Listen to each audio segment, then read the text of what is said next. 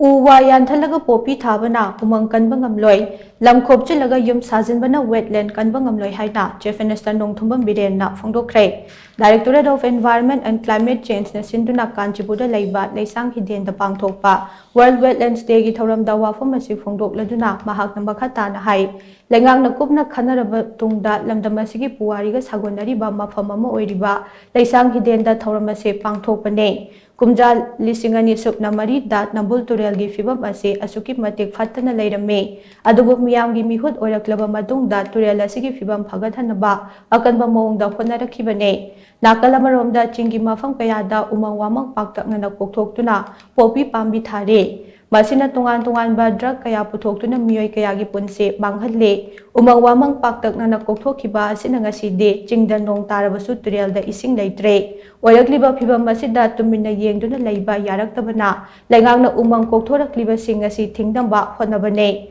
Matamama da wetland oina Lairam Naga Ngasina Mankraba, Mapam Singda no Hona na wetland oina Samgat Pigitabak, Housing Akan Mamong da Paikatle, Lupa Cror Chatruk Nifu Jangna Lamfel Pat Samgat Pigitabak, Akan Mamong da Chatare, Masigi Matakta Laisang Hidden di Mamang Tang Basarugase, NEC Dagi Laisang Hidden Eastern Side Phase 1 Gimakada, Lupa Cror Tarani Tway Lak Marifuma Tway Jangna Semgatle, Main Road Kathangnariba Maike Yesidana, Hong na chat na ba madi cycle thoba yaba lambi ama semgatlaga ne nakalamarom da Dingku Road Sagolban Road Uripok lambi na chingba mafam da laiba median singda lai thaduna henna fajahanaba thabak paikhatle aikoina lamasi aikoina ngakjagadabani haina so mahakna makhatana phongdokhe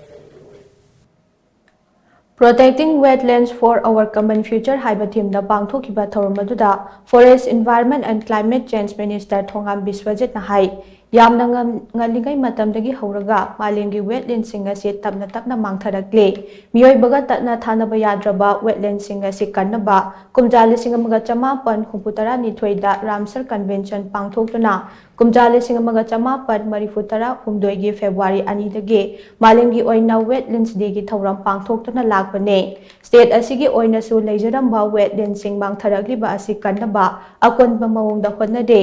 mangluraba wetland kharasu hanagum thamna bohonare malengi oina thengnariba climate change ki chaitheng ase nongma khakta da oirakiba natte haina so mahakna makha tana phongdokhe 90% of the equity wetlands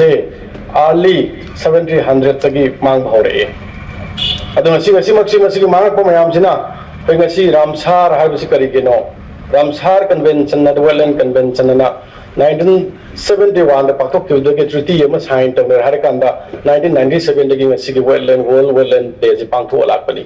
maram di matam du dagi kyam ngalinga dige koina masigi amangwa mayam singje khallaga ngasi bawta koina miyoba jati na ngamdabase masi miyoba jati khoi ga shwan bani haina ai lobum tok tabra ji khangane baidi ase khoi Manipur khatte ki context size banate ngasi koina wetland Manipur da satet ka kyano mar dipala lerami haujik lairaktre Krada Chakra Equigi Isakatagi Yangba. I know Portama Karigum when Jalabu Matamda, Todalaga Yum Charomatamda, Natraga Hari Wellendo, agriculture gi. Okay, purpose on top of Matamda, societal benefit ama हाइबदी मयाम पुनमंगना फंगमिनगदा पोट पुनमक्सिंग आइगी लेबो पोटुना मांगहलकदना मरम ओरगन ngasi ओरकने हाबसे मसिगी दमक्ति यामना मरुओइना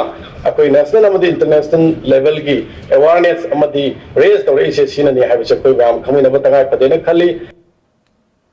Ngasigi thauram aduda CAF and PD Minister El Susindro, Social Welfare Minister H Dingo, MLA Karam Siam, MLA KH Ibomja, MLA S Kunjakisor, MLA TH Siam Kumar, MLA Abdul Nasir So Sarukya K. Thauram adugi sarukama oina Directorate of Environment and Climate Change na sinduna pangthokiba state level symposium amadi poster competition da makok mathang taraba singda mana mathum yenthoki. Amaromda wetland sing kanna honariba sing da so pukning thawatpa oina memento sing PK tungda wetlands of Manipur haiba booklet amaso Chief Minister Nongthombam Biren na release okay.